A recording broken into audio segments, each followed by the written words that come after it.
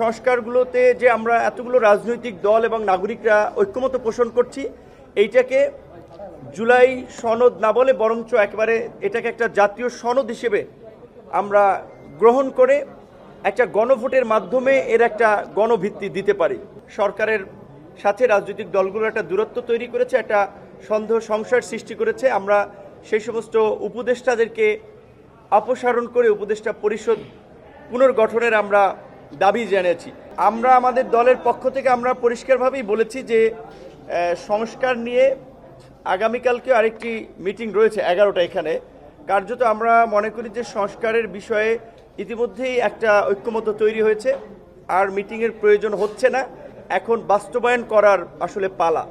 বাস্তবায়নের ক্ষেত্রে আমরা যেটা মনে করি যে কিছু কিছু সংস্কার অধ্যাদেশের মাধ্যমে বাস্তবায়ন করা যাবে, কিছু কিছু সংস্কার বাস্তবায়নের ক্ষেত্রে সংবিধানের পরিবর্তন প্রয়োজন হবে, সেটার জন্য নিশ্চয়ই একটা পার্লামেন্ট লাগবে, এবং কিছু কিছু সংস্কার চাইলে এখনই বিভিন্ন মন্ত্রণালয় তাদের নিজস্ব ব্যবস্থাপনায় কিছু আইন অধ্যাদেশের মাধ্যমে বাস্তবায়ন করতে পারে। তবে যেহেতু বাংলাদেশের 50 বছরের ইতিহাসে আমরা এইটাকে আমাদের একটা ঐতিহাসিক প্রেক্ষাপট হিসেবে আমরা মনে করি, সেজন্য আমরা বলেছি যে এই ঐতিহাসিক প্রেক্ষাপটে রাষ্ট্রের সংস্কারগুলোতে যে আমরা এতগুলো রাজনৈতিক দল এবং নাগরিকরা ঐক্যমত পোষণ করছি, এইটাকে জুলাই সনদ না বলে বরঞ্চ একেবারে এটাকে একটা জাতীয় সনদ হিসেবে আমরা গ্রহণ করে একটা গণভোটের মাধ্যমে এর একটা গণভিত্তি দিতে পারি। দ্বিতীয়ত, আপনারা জানেন যে গত কয়েকদিন আগেও থাইল্যান্ডে বেশ কয়েকজন আহত শিক্ষার্থীকে চিকিৎসার জন্য পাঠানো হয়েছে।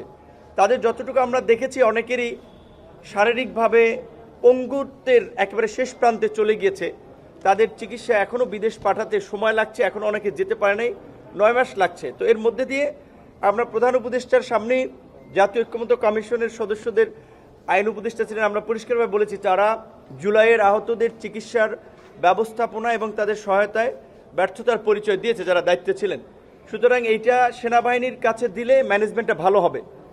সরকারের প্রতি শুরুর দিকে যে একটা অভূতপূর্ব সমর্থন ছিল, সব রাজনৈতিক দলের একটা সহযোগিতা করার মনোভাব ছিল, সরকারের বেশ কিছু উপদেষ্টার বেশ কিছু কর্মকাণ্ড, রাজনৈতিক মন্তব্য সরকারের সাথে রাজনৈতিক দলগুলোর একটা দূরত্ব তৈরি করেছে, একটা সন্দেহ সংশয়ের সৃষ্টি করেছে। আমরা সেই সমস্ত উপদেষ্টাদেরকে অপসারণ করে উপদেষ্টা পরিষদ পুনর্গঠনের আমরা দাবি জানিয়েছি।